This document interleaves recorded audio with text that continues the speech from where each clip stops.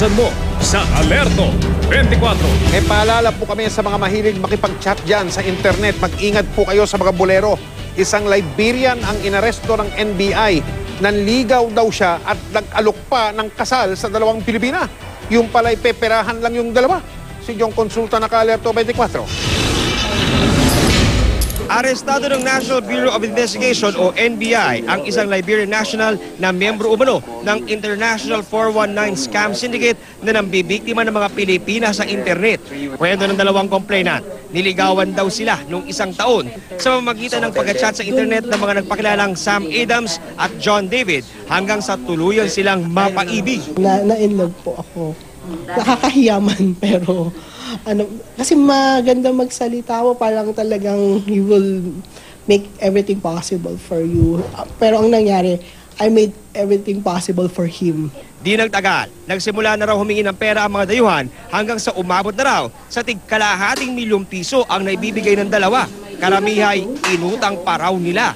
Dahil pinangakuan daw ng kasal, hindi akalain ng dalawang Pinay na lolokohin lang pala sila. Ano yung pera mo na bigay mo na? Gusto mo mabawi? Siyempre naman, kahit naman sino, gusto mabawi yun kasi kailangan pambayad yun ng mga na-loan ko po eh.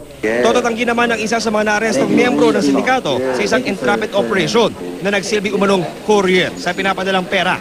A lot of people want friends, a lot of people want to know you, where you from, you know. Some people looking for men, they're looking for just like that.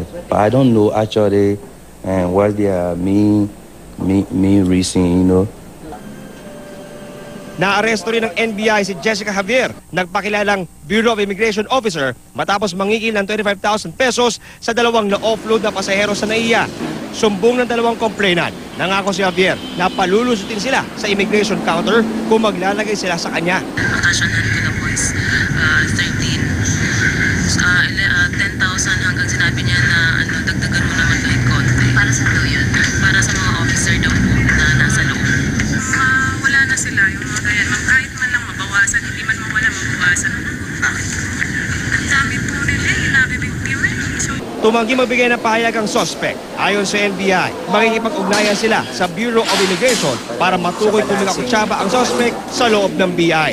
Sa gitna ng iba't ibang uri ng panloloko, payo ng NBI. Kaya kailangan na dyan, puro ingat na lang. Pero once namin ng pera, dapat magduda na sila. John Consulta, nakatutok, 24 oras.